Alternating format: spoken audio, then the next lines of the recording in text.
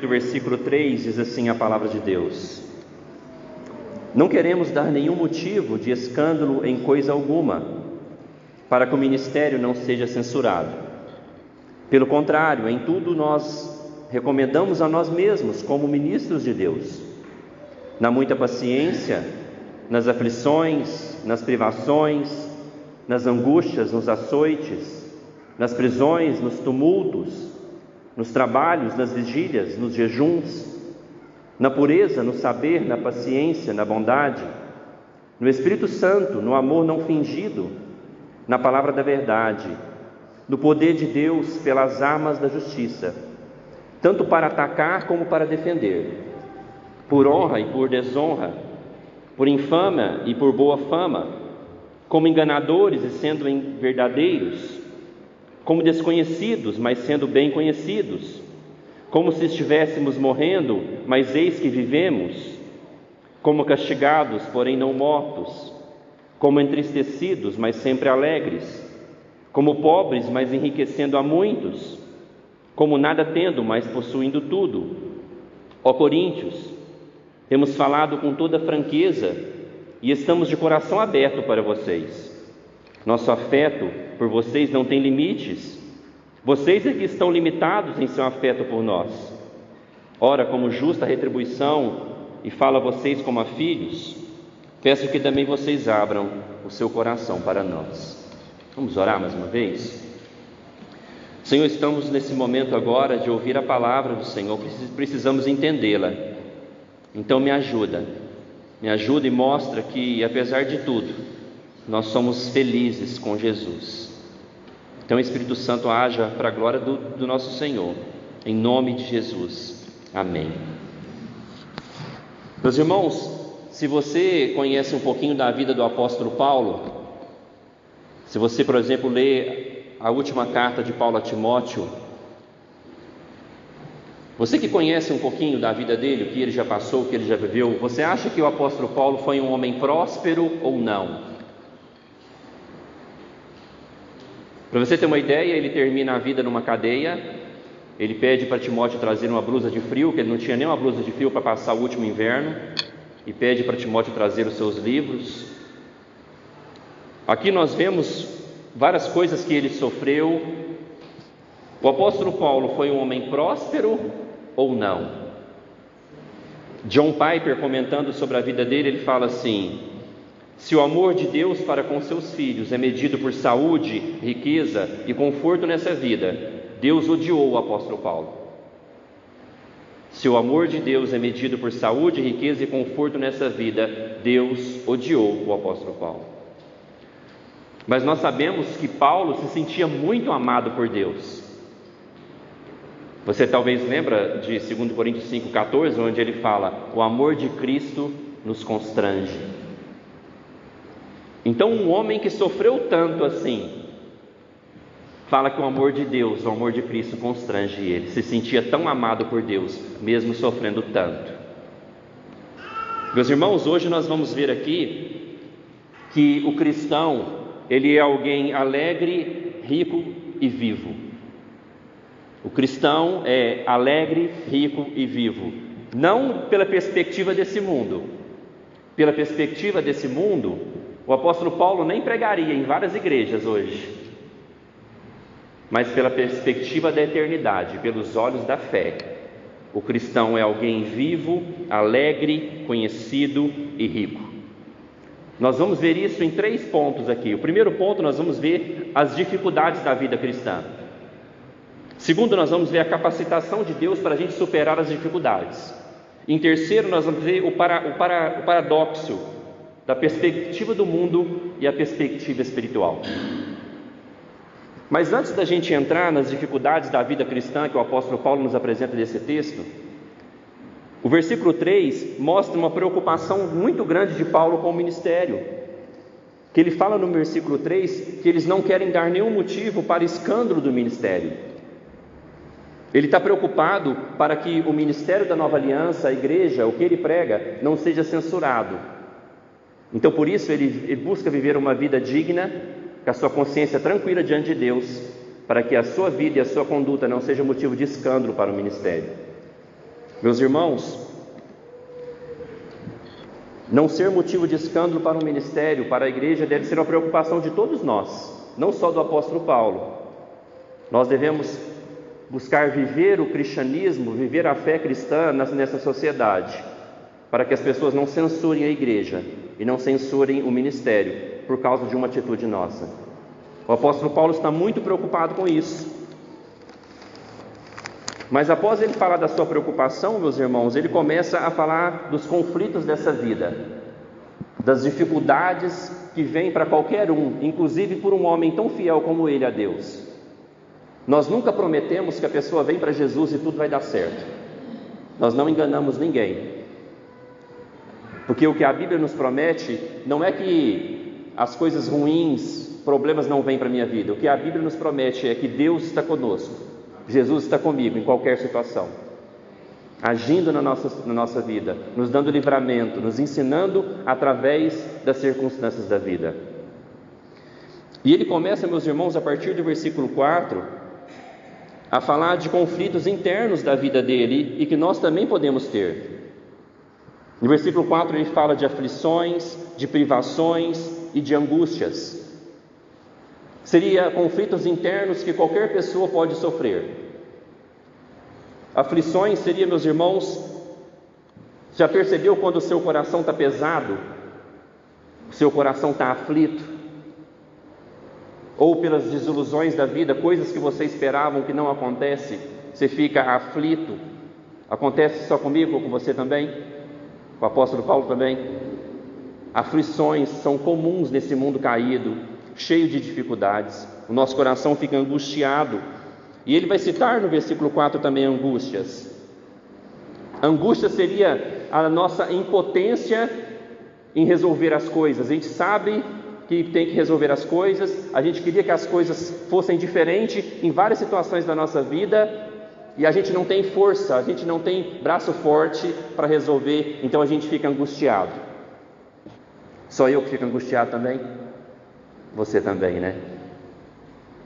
Então veja que ele começa a falar de conflitos internos da sua vida, aflições, angústias. Ele cita inclusive no versículo 4, privações.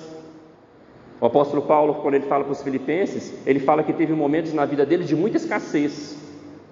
Então privações seriam privações da vida, necessidades materiais que nós não conseguimos às vezes suprir para nós, para os nossos filhos. Só eu que tenho privações? Você também. Então veja, meus irmãos, que ele falando dos seus conflitos internos, ele vai falar depois dos conflitos externos, agora no versículo 5. Ele fala que sofreu açoites, prisões, tumultos. Ele cita experiências particulares agora e pessoais. Nós sabemos, quando a gente estuda a história, do apóstolo Paulo, nós estudamos as viagens missionárias de Paulo na escola bíblica aqui nesse mês. A gente viu que ele sofreu prisões, foi preso várias vezes. O apóstolo Paulo apanhou muito por causa do evangelho. Foi feito vários tumultos por causa dele, causados por causa da pregação do evangelho. Experiências particulares. Talvez a gente não entende muito o versículo 5, porque ninguém aqui apanhou por causa do evangelho. Ninguém aqui foi preso por causa do evangelho. Se isso acontecesse conosco, aconteceria duas coisas conosco. Talvez, se a gente sofresse perseguição por causa de ser cristão, muitos de nós não estaríamos aqui.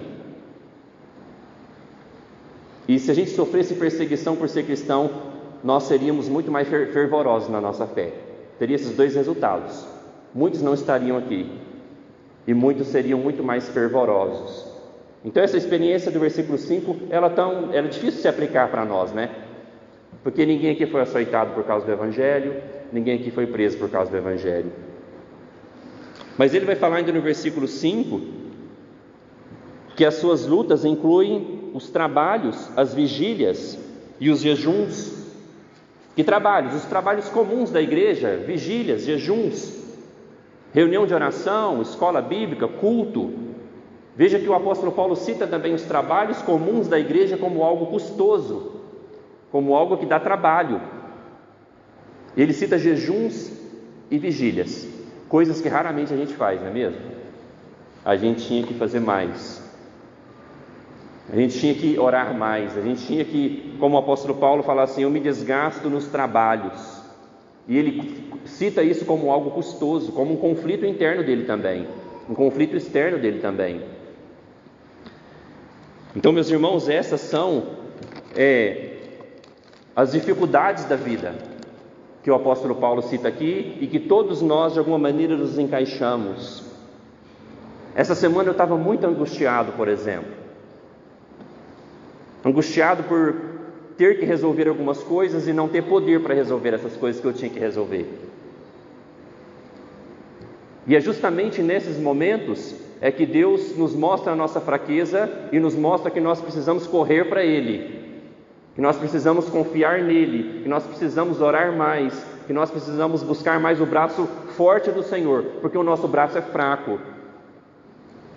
Então estar angustiado não é de tão ruim assim. A angústia nos mostra a nossa fraqueza. E eu estava tão angustiado essa semana, com várias situações. Talvez você está aqui hoje angustiado, aflito. Diego compartilhou comigo hoje de manhã que está um pouco aflito. Talvez você está aflito por alguma coisa que você vai ter que resolver essa semana. Mas, meus irmãos, o que o texto nos mostra essa noite não é só as dificuldades da vida. Vai nos mostrar também a capacitação de Deus para a gente superar essas dificuldades.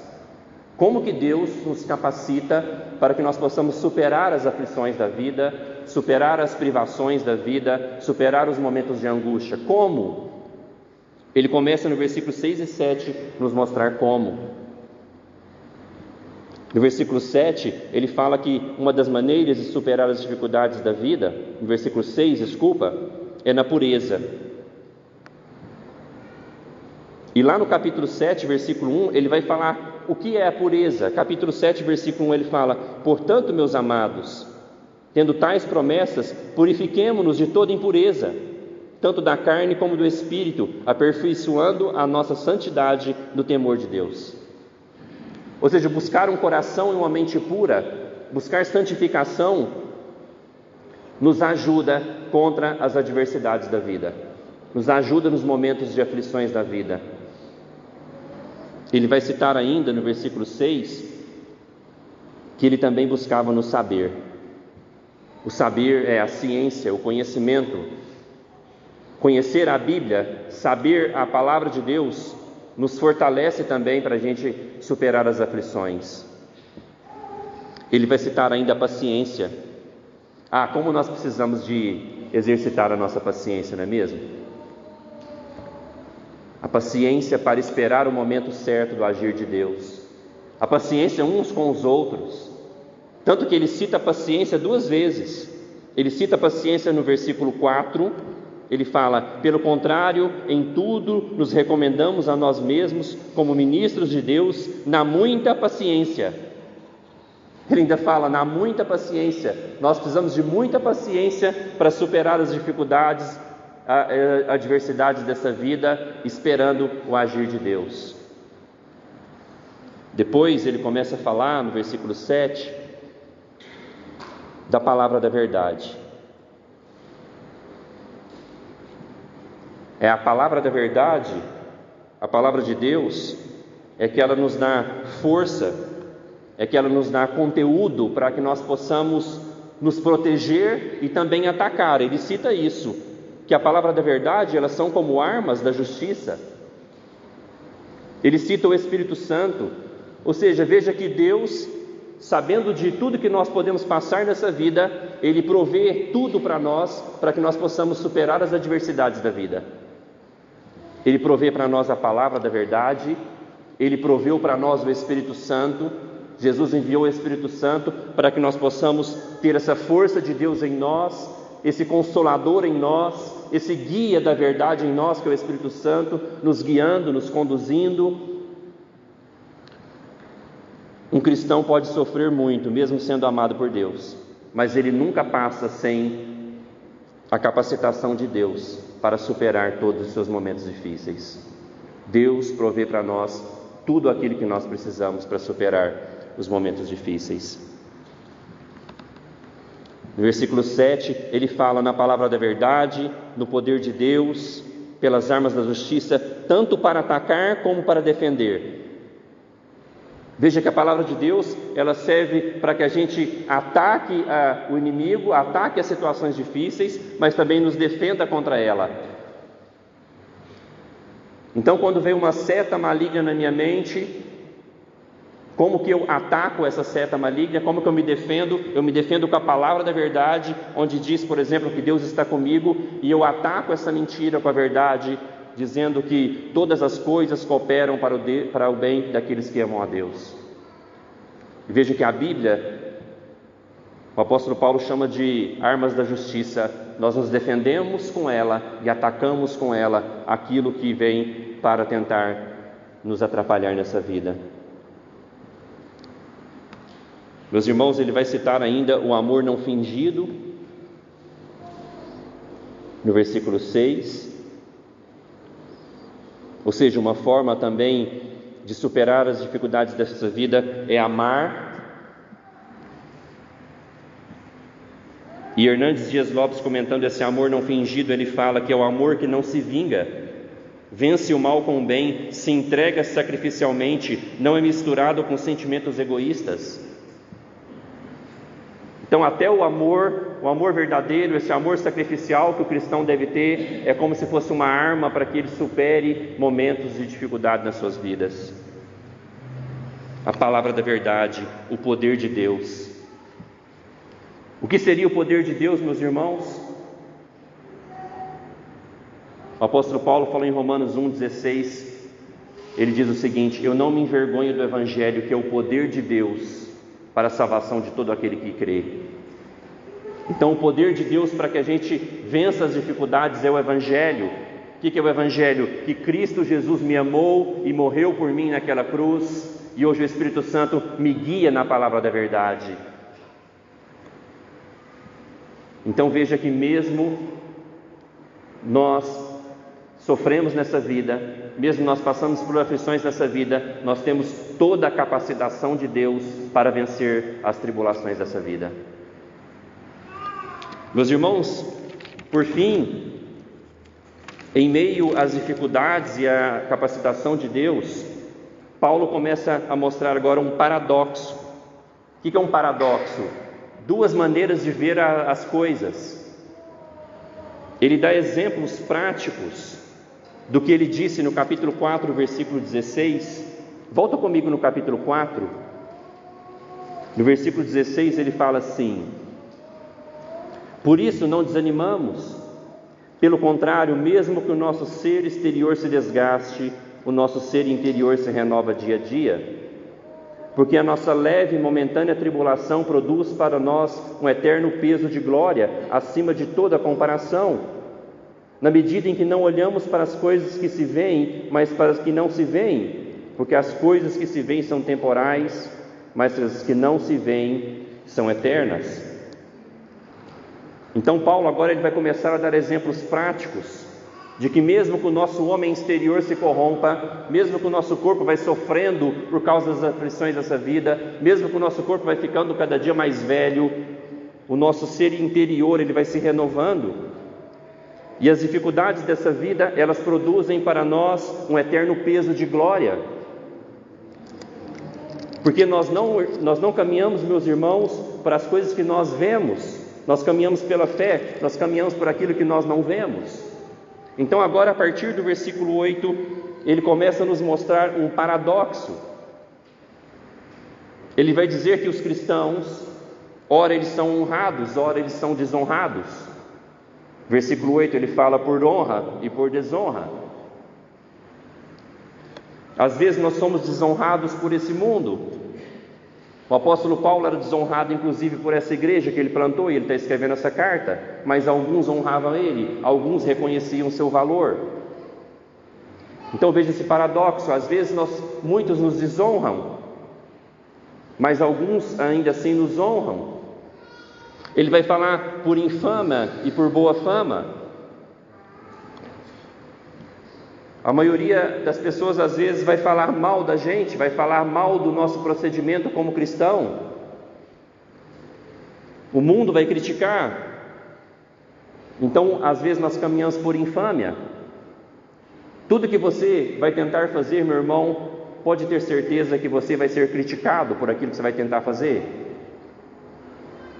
Então Paulo mostra esse paradoxo. Nós caminhamos por infâmia, muitos criticam, mas por boa fama, alguns reconhecem. Ele vai citar ainda como enganador, mas sendo verdadeiro. Muitos achavam que Paulo ele era um mal intencionado, que ele era um enganador, mas ele sempre fala que ele sempre foi verdadeiro. Isso acontece com você? Às vezes você está falando a verdade, você tem boas intenções, mas alguns ainda vão achar que você está sendo um enganador. Ele vai falar desconhecidos, mas bem conhecidos. E o nosso desejo, meus irmãos, não é ser conhecido por esse mundo. O nosso desejo é, no final, ouvir Jesus falar: eu te conheço.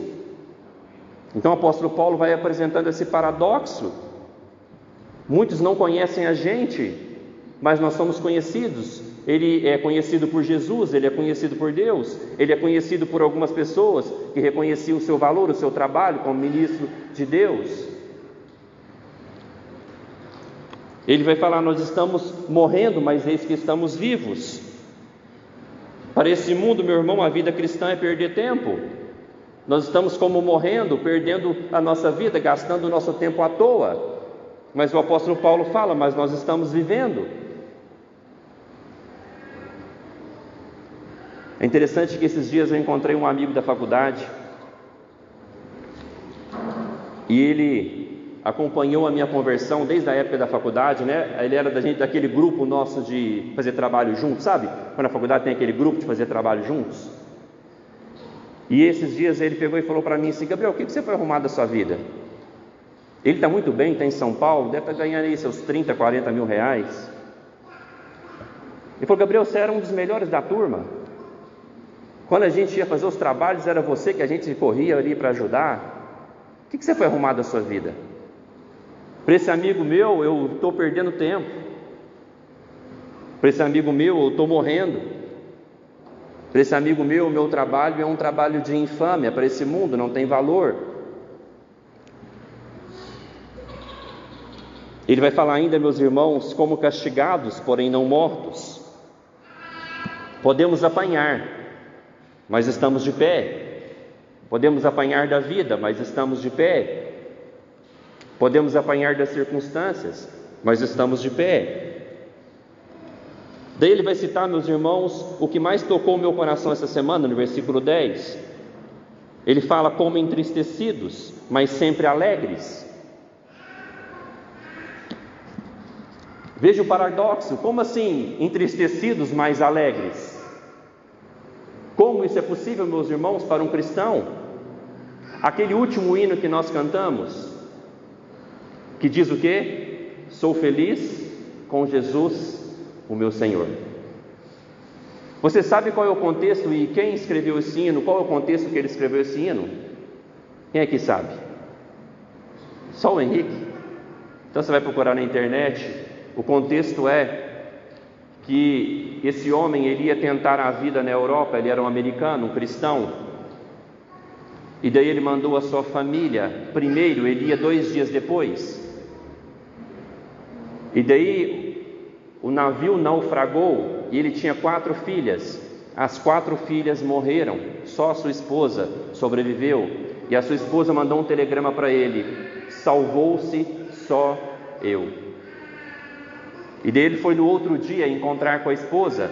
E enquanto ele estava passando naquele local onde teve um naufrágio, as suas 4 filhas morreram. Deus deu esse hino para ele: sou feliz com Jesus, o meu Senhor. Pode isso, um homem perder suas 4 filhas, totalmente entristecidos, e ainda falar que é feliz com o Senhor? Esse é o paradoxo, meus irmãos, a loucura da vida cristã. Pobres mais ricos, tristes mais felizes. como enganadores, mas verdadeiros, por infâmia, mas com fama. A vida cristã é um paradoxo, uma loucura para esse mundo. E depois ele vai falar que nós estamos como pobres, mas enriquecendo a muitos, como nada tendo, mas possuindo. Meus irmãos, como assim alguém pobre pode enriquecer as pessoas? Como assim alguém não tendo nada, não tendo nenhum terreno no seu nome, nem um imóvel no seu nome, pode possuir tudo? Só um cristão pode dizer isso, porque para esse mundo, o que esse mundo considera como riqueza, para Deus é pobreza. E o que enriquece um homem segundo Deus não é as suas posses, o que enriquece um homem segundo Deus é o Evangelho, é Jesus. Então quem tem Cristo Jesus tem tudo.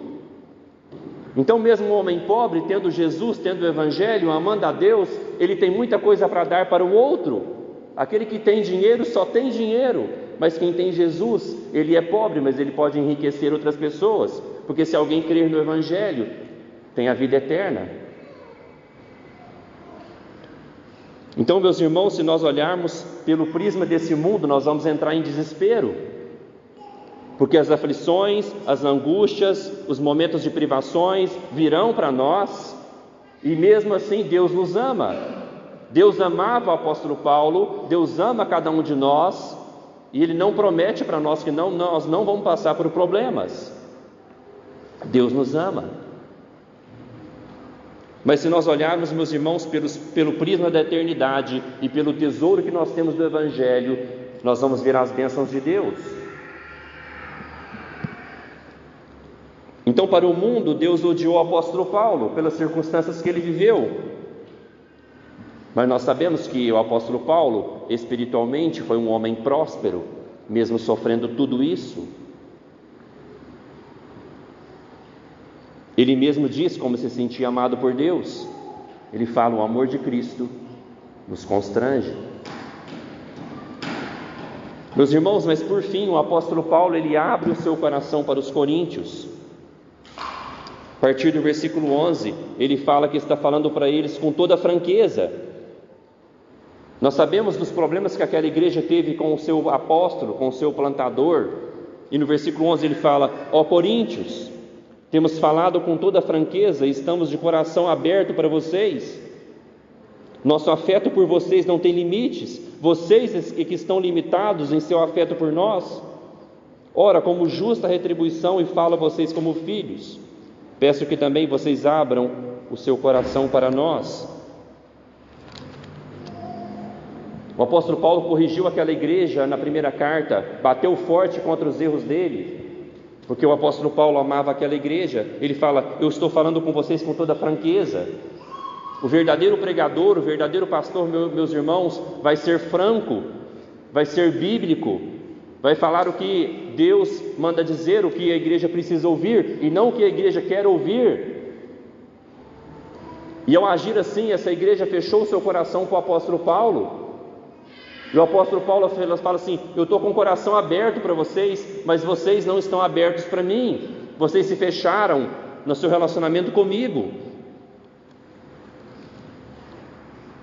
Meus irmãos, eu imagino que você vem aqui todo domingo porque você quer ouvir a verdade, não é mesmo? Você quer ouvir a palavra de Deus. Então, eu peço, meus irmãos, para que isso não aconteça entre mim e vocês, porque toda vez que eu subo nesse púlpito, de alguma maneira as minhas pernas estão aqui tremendo, pela responsabilidade de ter que falar a verdade para vocês. Então eu faço o mesmo pedido do apóstolo Paulo: o meu afeto para vocês não tem limites, não sejam limitados no seu afeto para comigo, porque algumas vezes eu vou ter que falar coisas, segundo a Bíblia, que vocês não vão gostar.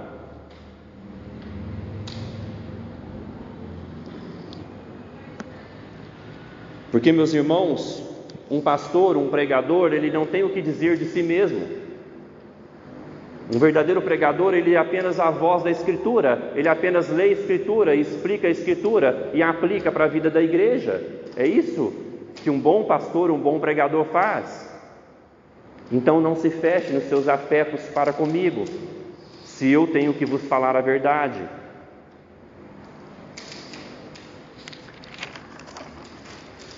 Mas, meus irmãos, hoje nós vimos que um cristão é alguém vivo, é alguém alegre, é alguém rico. Daí você fala assim, talvez, pastor, o início do mês começou, já paguei as contas, sobrou talvez uns R$200. Não estou rico assim de jeito que você está falando, não. Eu estou falando pelo prisma da bênção de Deus, pelo prisma da eternidade. Talvez você entrou hoje aqui aflito, angustiado, porque não consegue resolver coisas que você tem que resolver. Mas, meus irmãos, a Bíblia está falando que um cristão é alguém rico, é alguém alegre, é alguém vivo. Por isso que o apóstolo Paulo fala, nós estamos como morrendo, mas eis que estamos vivendo. Por quê? Mesmo que a gente morra, o que Cristo te prometeu para nós? Aquele que crê em mim, ainda que morra, viverá eternamente. Então o cristão, ele está com Cristo, servindo a Deus, ele é sempre um vencedor.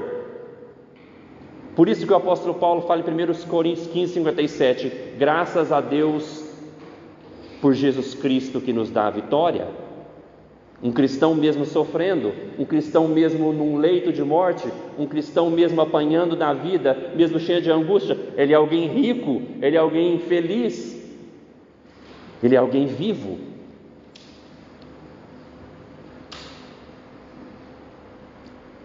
E a aplicação para nós hoje aqui, meus irmãos, mais importante é que nós tomemos a capacitação que vem de Deus. Você tem que ir para sua casa, ler o versículo 6 e 7 e orar em cima do versículo 6 e 7. Dá uma olhada neles aí. Vá para a sua casa hoje, leia o versículo 6 e 7 e ore. Ore para que você tenha pureza. Ore para que você tenha saber, que você conheça a Bíblia. Busque conhecer a palavra da verdade, que vai falar no versículo 7, na palavra da verdade. Ore para que você tenha bondade para com as pessoas. Ore para que você seja cheio do Espírito Santo. Ore para que você tenha um amor não fingido. Porque você precisa, meus irmãos, de tudo isso, dessa capacitação para superar os momentos de dificuldade dessa vida. Você precisa conhecer a palavra de Deus, você precisa ter intimidade com o Espírito Santo, você precisa ter um amor não fingido. E como que a gente consegue tudo isso? Buscando a Deus. Não é fazendo assim, não é apenas vindo no culto domingo. Não, você precisa ter uma vida de prática, de busca a Deus, porque, meus irmãos, eu quero falar a verdade para você, os momentos difíceis vêm para cada um de nós. As más notícias, as aflições, as privações vêm para cada um de nós. E se vier, Deus não nos ama por causa disso? Não, Deus nos ama. Independente das situações que nós vamos passar, Deus amava o apóstolo Paulo, mesmo ele sofrendo tudo isso, mesmo ele sendo preso por causa do Evangelho, mesmo ele sendo açoitado por causa do Evangelho. Deus amava o apóstolo Paulo, por isso que ele fala, o amor de Cristo me constrange.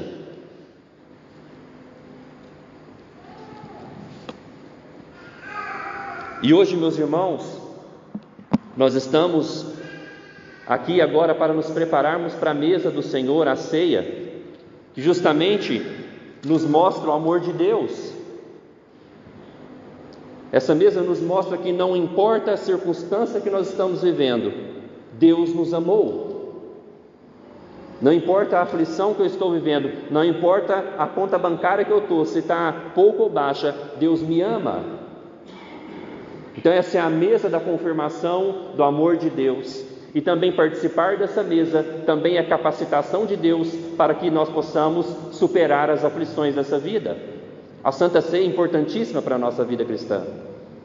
É fortalecimento, é meio de graça para que nós possamos superar as adversidades dessa vida.